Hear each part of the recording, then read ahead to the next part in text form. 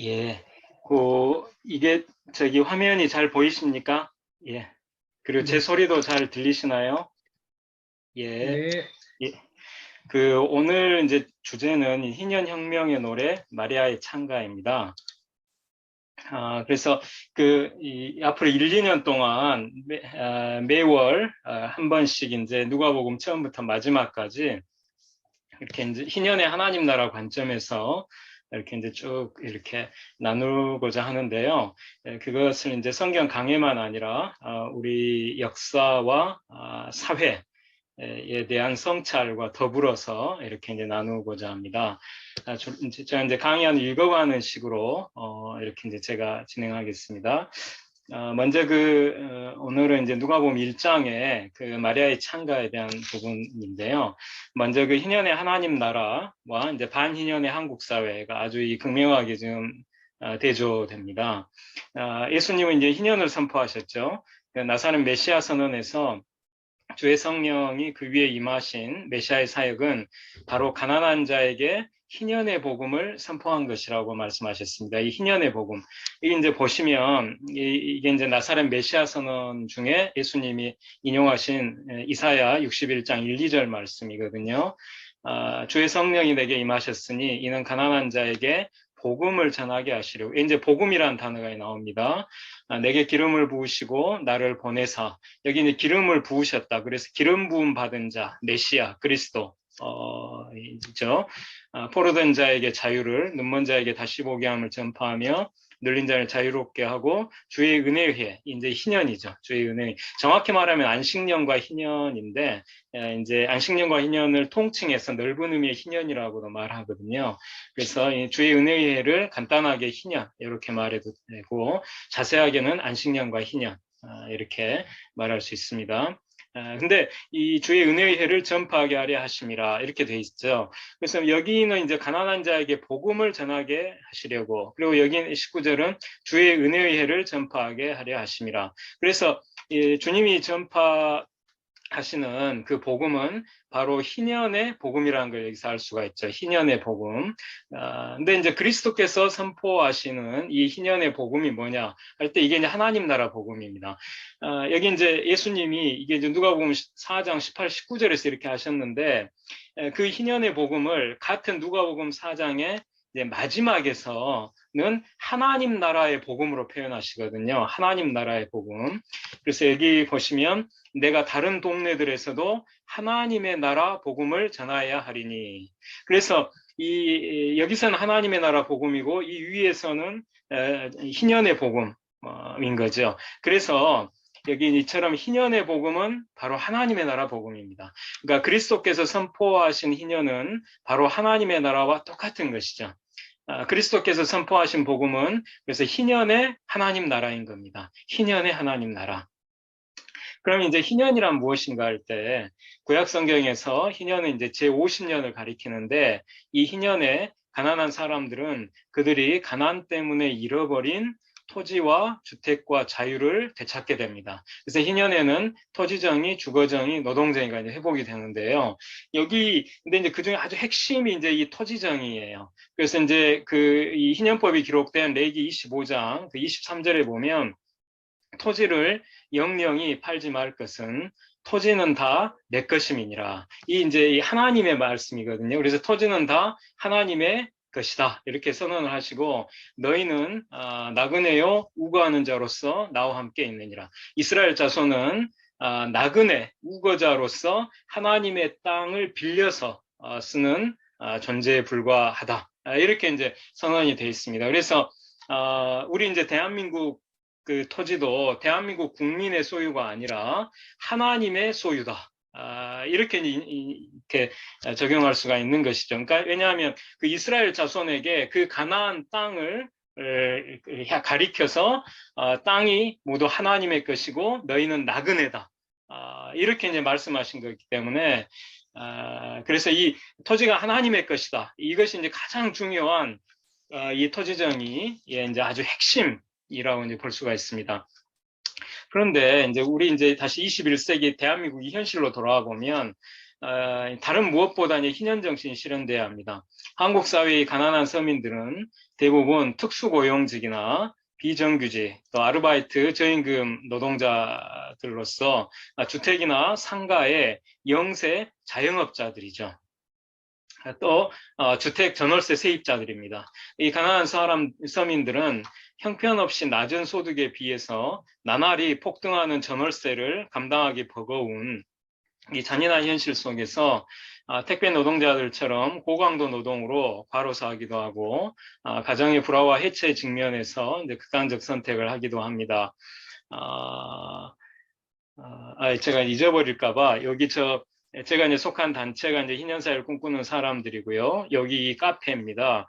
그 다움에서 그 희년사회 이렇게만 치시면은 그 희년사회를 꿈꾸는 사람들이 이게 바로 뜨거든요. 이제 여기 들어와 보시면 여기에 이제 그 각 분야별로 그 자료들이 정리되고 업데이트돼 가지고 그 이렇게 올라가 있습니다. 회원가입하지 않으셔도 얼마든지 자료를 다운받을 수 있게 돼 있거든요. 그래서 더 연구하실 분들은 이 희년사회 카페를 이용해 주시기 바랍니다.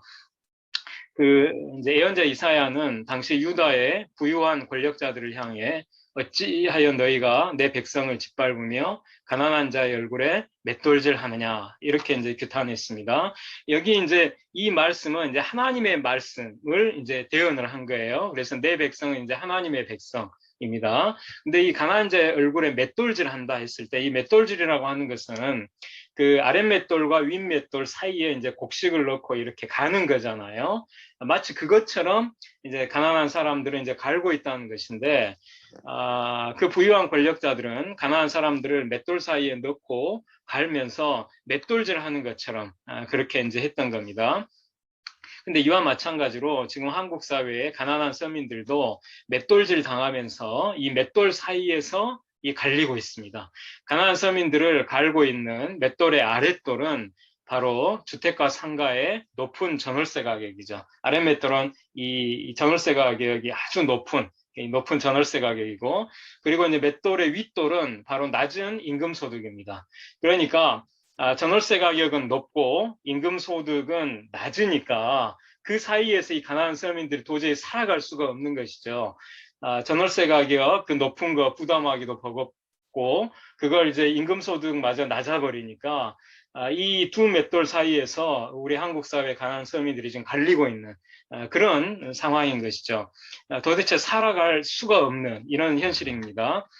이와 같은 이 반희년의 한국 사회에서 이제 희년의 하나님 나라를 꿈꾸며 마리아의 창가에 담긴 의미를 이제 상고하고자 합니다. 이를 위해 먼저 그 시대 배경을 이제 세례 요한의 탄생 고지에서 이제 살펴보려고 합니다. 이제 여기 보시면 천사가 그에게 이르되 사가랴여 무서워하지 말라. 이제 가브리엘 천사가 세례 요한의 이제 아버지가 될 이제 그 사가랴에게 이제 나타나서 성전에서 이렇게 이제 이야기를 합니다. 무서워하지 말라. 너의 간구함이 들린지라. 내 아내 엘리사벳이 이제 아들을 낳아주리니 그 이름을 요한이라 하라. 너도 기뻐하고 즐거워할 것이요 많은 사람도 그의 태어남을 기뻐하리니 이는 그가 주 앞에 큰 자가 되며 포도주나 독한 술을 마시지 아니하며 모태로부터 성령의 충만함을 받아 이스라엘 자손을 주 곧 그들의 하나님께로 많이 돌아오게 하겠습니다. 그가 또 엘리야의 심령과 능력으로 주 앞에 먼저 와서 아버지의 마음을 자식에게 거스르는 자를 의인의 슬기에 돌아오게 하고 주를 위하여 세운 백성을 준비하리라. 근데 이제 여기서 이 구절이 가장 어려워요. 누가복음 1장에서는 아버지의 마음을 자식에게 거스르는 자를 의인의 슬기에 돌아오게 한다. 여기 이제 거스르는 자를 의인의 슬기에 돌아오게 한다. 이것은 이해가 쉬운데 아버지의 마음을 자식에게 이게 무슨 뜻인가? 이제 이 부분이 어렵습니다. 이제 천사가 그에게 이르되 사가랴에 무서워하지 말라 너의 간구함이 들린지라. 여기 이제 너의 간구함이 들린지라 해서 우리 이제 하나님께서 세례 요한을 사가랴의 가정에 태어나게 해주시는 그 은혜를 베푸시게 된 계기가 바로 사가랴의 기도였다는 걸 알 수가 있어요. 사가랴의 기도.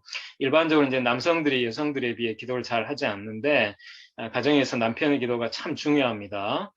그런데 이제 그 사가랴의 기도의 핵심은 아이를 낳게 해달라는 것이 아니라 이스라엘을 구원해달라는 것이었어요. 이걸 이제 우리가 조금 헷갈릴 수가 있는데, 아마 사가랴는 아내의 이제 가임 기간인 이제 그 중년 때까지는 아이를 위해 기도했을 거예요. 그러나 이제 폐경기를 지나 두 사람 모두 노년이 된 후에는 이제 1장 7절에 보면 두 사람의 나이가 많더라 이렇게 돼 있거든요.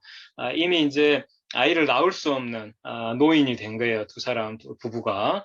더 이상 아이를 위해서는, 그래서 이 노년에 사가랴는 아이를 위해서는 기도하지 않았을 겁니다. 그 대신 그는 평생 동안 이스라엘의 구원을 위해 기도해 왔을 것인데, 그 사실을 이스라엘의 구원에 초점을 맞춘 그 예언에서 충분히 우리가 추정할 수 있어요. 이 1장 이 후반부에 마지막 부분에 보면 사가랴의 예언이 나오는데 그 초점이 이스라엘의 구원에 있어요. 이스라엘의 구원. 그러니까 사가랴는 평상시에 그 간절한 기도의 제목이 뭐였냐? 이스라엘의 구원이었던 거예요. 이스라엘의 구원. 물론 이제 중년 때까지는 아이를 위해서 기도를 했을 거예요. 그러나 노년인 이 시점에는 아이를 위한 기도는 하지 않고 이제 이스라엘의 구원을 위한 그 기도에 이제 이렇게 집중했을 텐데, 근데 이제 이스라엘의 구원을 위한 이 사가랴의 간구에 하나님 응답하시면서 아이를 낳을 수 없는 이 노년의 그 부부에게 아이까지 이제 선물로 주신 거예요. 이제 정확하게 표현하면 그 아이가 바로 이스라엘의 구원을 위해 하나님이 그리스도 앞에 보내신 사자였던 겁니다.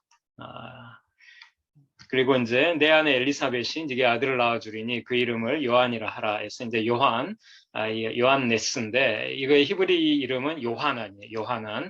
여기서 요는 이제 여호와의 단축형이고 하나는 은혜롭다는 뜻이에요. 그래서 요하난 하면 여호와는 은혜로우시다.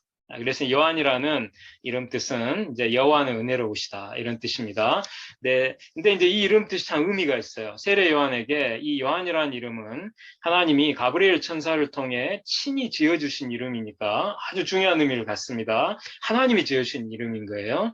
근데 세례 요한은 여호와는 은혜로우시다라는 뜻의 이 요한이라는 자신의 이름처럼 하나님이 나이가 많도록 자식이 없던 사가랴와 엘리사벳에게 은혜로 주시는 아들일 뿐만 아니라 이제 그보다 더 중요하게는 장차 이스라엘 백성에게 죄 사함으로 말미암는 구원, 이게 중요합니다. 죄 사함으로 말미암는 구원을 알게 하고 그들을 하나님께로 많이 돌아오게 하는 이 은혜의 사역을 할 겁니다. 불의를 자행하는 사람들에게 독사의 자식들아라고 부르며 당장 회개하고 회개 합당한 열매를 맺으라고 강력하게 촉구한 이 세례 요한의 추상 같은 이 예언 사역은 모두 본질적으로 은혜 사역이었던 거예요. 은혜 사역. 왜냐하면 불의한 자들이 회개하지 않으면 그들은 하나님의 진노에 의한 무서운 심판을 피할 수 없으므로 회개야말로 하나님의 은혜를 받는 유일한 길이기 때문입니다. 그래서 이 하나님의 공의를 위해 회개를 촉구하는 이 예언자의 사역은 모두 하나님의 은혜를 본질로 삼아 그 하나님의 은혜를 드러내는 사역인 거예요. 그래서 공의와 은혜는 서로 다른 둘이 아니라 본질상 하나인 겁니다. 이걸 이제 우리가 세례 요한의 이름에서 알 수가 있는 거예요. 여호와는 은혜로우시다라는 그 하나님의 은혜라는 이름 뜻을 가진 그 요한이, 세례 요한이 정말 추상 같은 공의의 사역을 폈다는 건 은혜와 공의가 하나라는 걸 이제 나타낸다는 거죠. 그래서 이제 우리도 우리 시대에 이제 이 애언자의 사역을 감당할 때 그 애언자의 사역은 공의에 초점을 맞춥니다. 그런데 그 공의가 사실은 하나님의 은혜를 위한 공의라는 거예요. 그래서 우리가 이 예언 사역을 할 이제 하나님의 말씀을 대언하고 희년의 말씀을 선포하고 그리고 공의를 위한 사역을 해갈 때 우리 마음속에 먼저 그 하나님의 은혜를 이루면 안 됩니다. 다른 사람을 정죄하고 판단하고 이런 차원으로 해서는 안 되고 하나님의 은혜가 우리 속에 충만해야 되고 그 하나님의 은혜 속에서 이게 이제 죄 가운데 하나님의 진노의 심판을 받을 수밖에 없는 불의한 자들을 향해서 그 하나님의 은혜를 가지고 그들에게 추상 같은 공의의 말씀을 선포를 해야 된다는 거예요. 그래서 이걸 우리가 절대 간과하면 안 됩니다. 세례 요한이 이제 주 앞에 큰 자가 된다는 것은 이스라엘 자손을 주고 그들의 하나님께로 많이 돌아오게 하고 주를 위하여 세운 백성을 준비한다는 뜻입니다. 그럼 이제 엘리야의 심령과 능력으로 주 앞에 먼저 와서 아버지의 마음을 자식에게 거스르는 자를 의인의 슬기에 돌아오게 한다는 것은 이제 무슨 뜻일까요? 여기서 이제 아버지로 번역된 단어가 파테르인데 이 파테르라는 단어는 조상이라는 뜻도 있어요. 조상이라는 뜻. 예컨대 이제 1장 55절에 우리 조상들에게 말씀하신 것과 같이 해서 이 조상이 이 조상으로 번역된 이 단어가 파테르거든요. 그러니까 파테르는 아버지라는 뜻도 있지만 조상이라는 뜻도 있고 이 조상이라는 뜻으로 사용된 용례가 바로 같은 누가복음 1장에 나오는 거예요. 그래서 이제 이 구절에서는 문맥을 고려하면 조상으로 번역하는 것이 타당해요. 조상으로. 그리고 이제 자식으로 번역된 단어가 테크논인데 이 테크논은 아들이라는 뜻뿐만 아니라 자손이라는 뜻도 있어요. 그래서 누가복음 3장 8절에 하나님이 능히 이 돌들로도 아브라함의 자손이 되게 하시리라 해서 이 자손으로 번역된 단어가 테크논이에요. 같은 단어. 그러니까 같은 누가복음에서 이 테크논이 자손으로도 지금 번역되고 있는 거예요. 그래서 이 구절에서 문맥을 고려하면 이 테크논은 자손으로 번역하는 것이 타당해요. 또한 조상, 자손, 거스르는 자, 의인 이 모두 이제 복수형이 사용되고 있어요. 복수형 이 단어들이. 따라서 이 구절을 이렇게 번역하는 게 바람직합니다. 조상들의 마음을 자손들에게, 거스르는 자들을 의인들의 슬기에 돌아오게 하고. 근데 여기 이제 교차대구 구조예요. 이게. 그러니까 이제 A하고 A 프라임, 그 다음에 B하고 B 프라임이 서로 비슷한 뜻, 이제 같은 뜻인 거예요. 여기서 이제 이 교차대구 구조, 그래서 이제 여기 조상들은 A 프라임의 의인들하고 같은 뜻인 거예요. 그리고 이제 그 B의 이제 자손들은 B 프라임에 거스르는 자들과 이제 같은 뜻이 되는 거고, 그럼 이제 의인들인 이 조상들은 누구냐 할 때 이제 바로 아브라함, 이삭, 야곱입니다. 그리고 이제 거스르는 자들인 이 자손들은 누구인가 할 때 바로 이스라엘 민족을 가리키죠.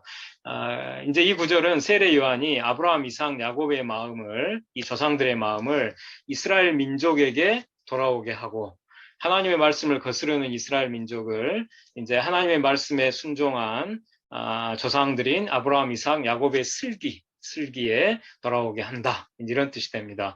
그럼 세례 요한이 이 아브라함, 이삭, 야곱의 마음을 이스라엘 민족에게 돌아오게 한다는 것은 이제 무슨 뜻일까요? 이 구절의 전제는 아브라함, 이삭, 야곱의 마음이 이스라엘 민족에게서 떠나 있다는 거예요. 그럼 왜 떠나 있는가?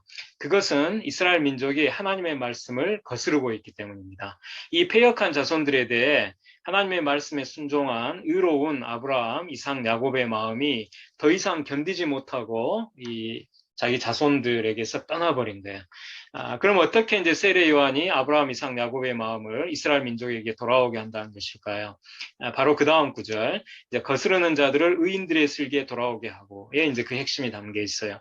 세례 요한이 하나님의 말씀을 거스르는 이스라엘 민족에게 회개의 세례를 베풀어서 그들이 하나님의 말씀에 순종한 의로운 조상 아브라함, 이삭, 야곱의 슬기에 돌아오게 함으로써 아브라함, 이삭, 야곱의 마음도 이스라엘 민족에게 돌아오게 한다. 저는 이제 그렇게 이해를 합니다. 이 본문에서 이 사가랴 당대 이스라엘이 하나님의 말씀을 심각하게 거스르고 있다는 사실을 우리가 알 수가 있어요. 그들의 조상인 아브라함, 이삭, 야곱의 마음이 더 이상 견디지 못하고 그 이스라엘 자손에게서 떠나버릴 정도로 그들 이스라엘 자손은 하나님의 말씀을 거역하고 있었던 겁니다. 그런데 그들이 순종하기를 거부한 그 대표적인 하나님의 말씀이 바로 희년의 말씀이었어요. 그래서 그 시대는 한마디로 반희년의 시대였습니다. 이 사실은 이제 마리아의 창가에서 이제 우리가 알 수가 있어요. 여기 이제 마리아가 이제 친족 엘리사벳을 이제 방문을 하고, 그때 엘리사벳이 이제 성령의 충만을 받아서 이제 예언을 하고, 바로 이어서 이제 마리아가 이 노래를 부릅니다. 마리아가 이르되 내 영혼이 주를 찬양하며 내 마음이 하나님 내 구주를 기뻐하였음은 그의 여종의 비천함을 돌보셨습니다. 이제 후로는 만세 나를 복이 있다 일컬으리로다. 능하신 이가 큰 일을 내게 행하셨으니 그 이름이 거룩하시며 긍휼하심이 두려워하는 자에게 대대로 이르는도다. 그 팔로 힘을 보이사 마음의 생각이 교만한 자들을 흩으셨고 권세 있는 자를 그 위에서 내리치셨으며 비천한 자를 높이셨고 줄이는 자를 좋은 것으로 배불리셨으며 부자는 빈손으로 보내셨도다. 그의 종 이스라엘을 도우사 긍휼히 여기시며 기억하시되 우리 조상에게 말씀하신 것과 같이 아브라함과 그 자손에게 영원히 하시리로다 하니라. 여기서 이제 여기 이제 그의 여종 이란 이게 굵은 글씨 그의 여종 그리고 이게 나가 이제 이게 좀 같죠. 그리고 여기 그의 종 이스라엘이 바로 이제 이 그의 여종 나와 또 같은 의미를 가져요. 이걸 이제 제가 좀 설명하겠습니다. 그러니까 여기도 지금 이제 교차대구 구조가 이제 사용이 되고 있는데 앞에 나오는 이제 그의 여종 마리아가 이제 하나님, 그의 종 이스라엘. 여기 그는 다 하나님입니다. 그의 종 이스라엘을 이제 상징하는 거예요. 이 노래는 이제 수미상관 구조로서 앞부분에 그의 여종은 뒷부분에 그의 종 이스라엘에 대응합니다. 다시 말해서 그의 여종인 마리아는 그의 종인 이스라엘을 상징해요.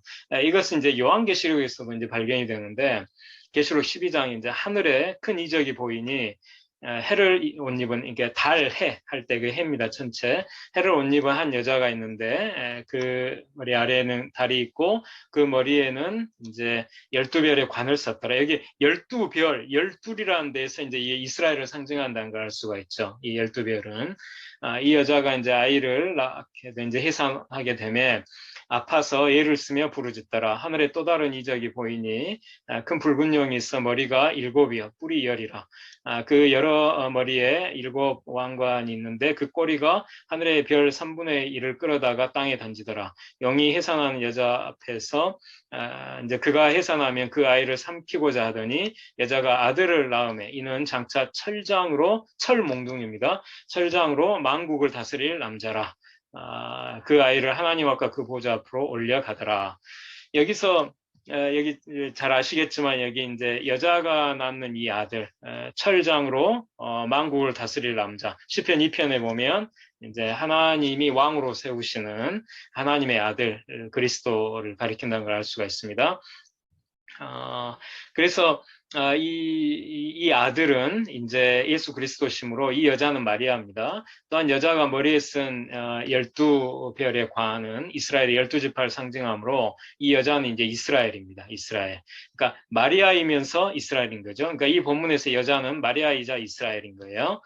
사도 요한은 예수님이 이제 십자가 위에서 부탁하신 말씀대로 이제 그 제자에게 이르시되 보라 내 어머니라 하신데 그때부터 그 제자가 자기 집에 모시니라. 여기서 이 제자가 사도 요한이고 이제 네 어머니라 했을 때 그 모친 예수님의 모친 마리아를 이제 사도 요한에게 제자에게 이제 모시라고 부탁을 하신 것이죠. 그래서 이제 사도 요한은 그 예수님의 부탁하신 말씀대로 마리아를 자기 어머니로 모시면서 이 마리아로부터 이 마리아의 찬가를 자세히 들었을 거예요. 그래서 요한은 이 마리아의 찬가에 등장하는 그의 여종 마리아가 바로 그의 종 이스라엘을 상징한다는 것을 통찰하고 이처럼 이제 요한계시록에 담았을 것입니다. 예컨대 이제 마리아는 이스라엘을 상징해요. 마리아의 찬가에서 마리아는 자기 자신을 이제 이스라엘에 투사시켜서 이스라엘을 자기 자신과 이제 동일시하고 있는 겁니다. 이것은 그녀가 얼마나 이스라엘을 사랑하는 사람이었는지를 잘 나타냅니다. 그러니까 이 예수님의 모친 마리아, 이 소녀였죠, 이 당시에. 이 마리아는 우리로 하면 유관순급의 그 민족에 대한 사랑, 을 갖고 있는 그런 이제 분이었다는 걸 이제 알 수가 있습니다. 그런데 여기서 이제 이스라엘은 그의 종, 곧 하나님의 종입니다. 곧 하나님의 말씀을 믿고 순종하는 백성이에요. 그러니까 혈통과 육정의 이스라엘이 아니라 신앙과 순종의 이스라엘인 것입니다. 다시 말해서 그의 종 이스라엘은 누가복음의 문맥에서 혈통적 이스라엘이 아니라 주께서 하신 말씀이 반드시 이루어지리라고 믿은 그 여자. 그러니까 이 엘리사벳이 마리아를 향해서 이렇게 말하거든요. 그러니까 하나님의 말씀에 순종한, 그래서 주께서 하신 말씀이 반드시 이루어지리라고 믿은 그 여자, 믿고 순종한 그 여자, 이 마리아와 같이 이 그의 종 이스라엘은 신앙적 이스라엘인 거예요. 하나님을 믿고 순종하는 이스라엘이지 혈통적인 그런 이스라엘이 아닌 겁니다. 이것이 이제 치열하게 누가복음에서 대조가 돼요. 혈통적 이스라엘은 그것은 쓸데없다. 신앙적 이스라엘이라야 된다. 이것이 누가복음 전체 이제 일관되게 나옵니다. 그런데 이 신앙적 이스라엘에 대해 마리아의 창가는 비천한 자, 줄인 자 이렇게 표현합니다. 그 이유는 그 당시에 그들이 실제로 비천하고 줄인 자들이었기 때문입니다. 그에 반해 이 신앙적 이스라엘을 억압하는 자들을 마리아의 창가는 권세 있는 자, 부자로 표현을 해요. 그 이유는 그 당시에 그 억압자들이 실제로 권세 있고 부유한 자들이었기 때문입니다. 그래서 이 부분을 이제 따로 이렇게 떼서 보면 여기도 이제 교차대꾸법이 사용이 돼요. 여기 이제 권세 있는 자하고 A 프라임의 이제 부자가 같은 뜻이에요. 그리고 이제 B의 이제 비천한 자하고 B 프라임의 줄이는 자가 또 같은 뜻이에요. 이렇게 이제 교차대꾸 구조가 즐겨 사용이 됩니다. 그래서 권세 있는 자를 그 위에서 내리치셨으며 비천한 자를 높이셨고 줄이는 자를 좋은 곳으로 배불리셨으며 부자는 빈손으로 보내셨도다. 그래서 여기 권세 있는 자는 부자에 대응하고 반대로 비천한 자는 줄이는 자에 대응합니다. 그리고 권세 있는 자를 그 위에서 내리치시는 것은 부자를 빈손으로 보내시는 것에 대응하고 반대로 비천한 자를 높이시는 것은 줄이는 자를 좋은 것으로 배불리시는 것에 이제 대응하는 것이죠.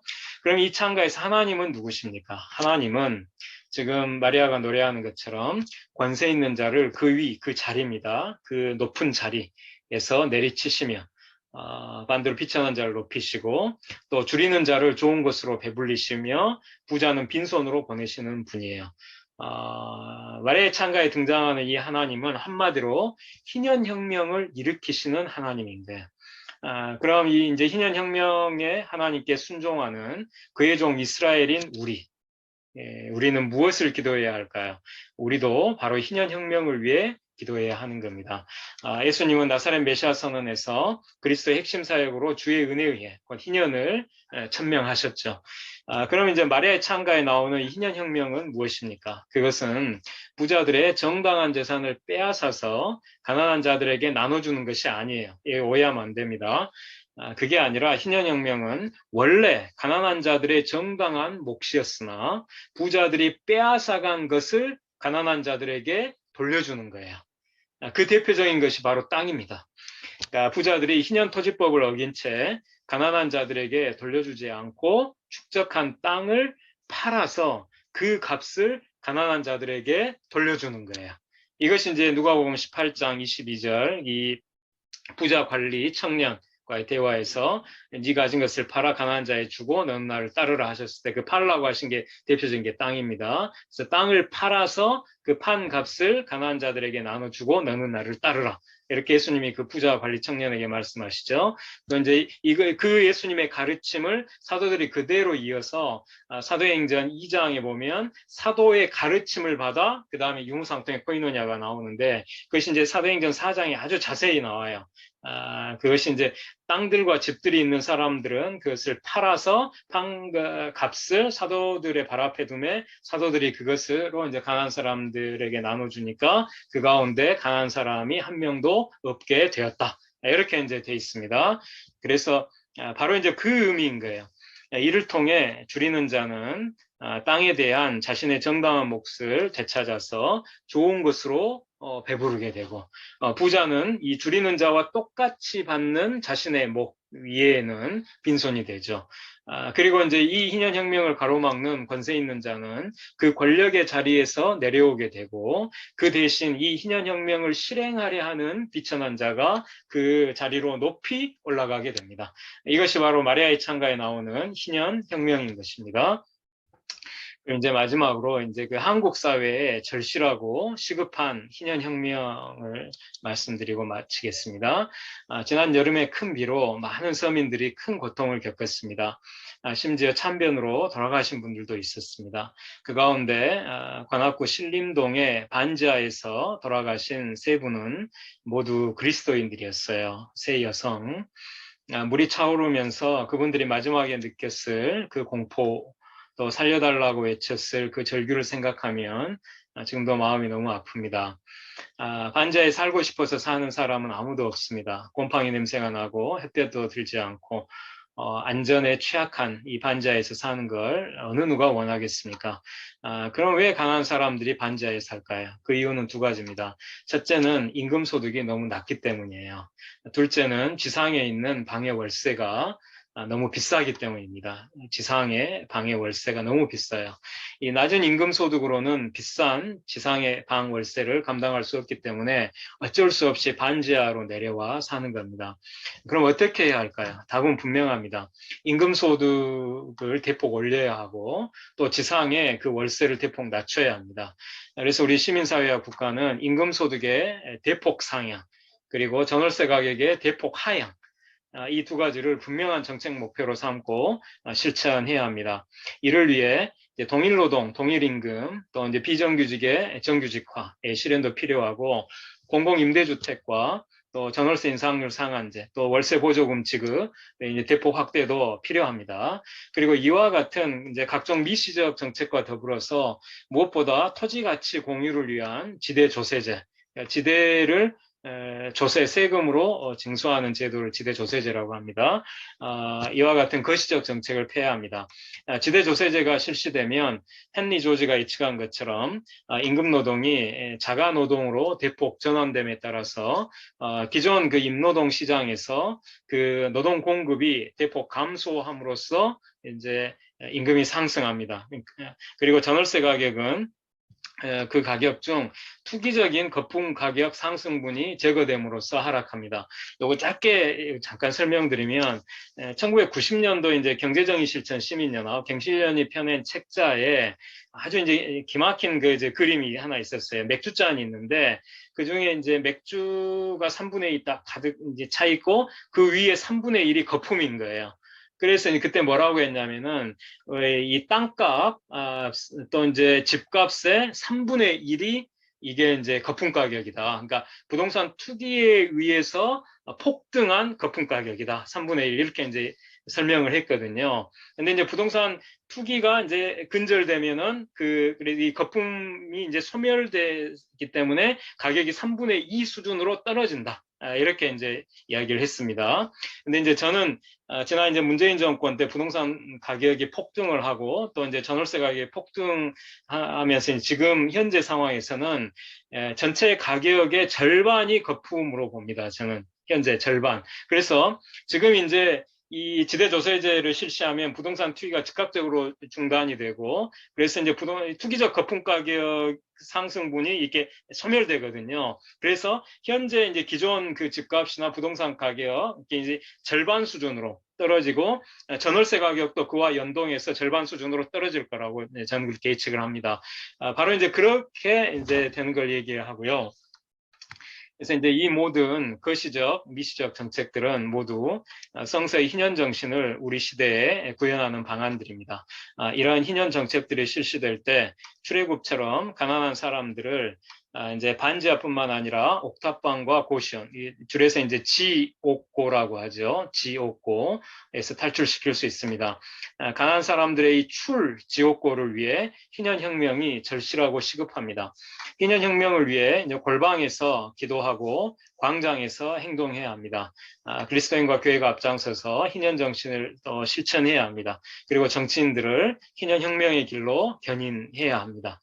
이상으로 이제 제 강의를 마치고요. 자, 이제 공유한 걸 중지하겠습니다. 예. 예.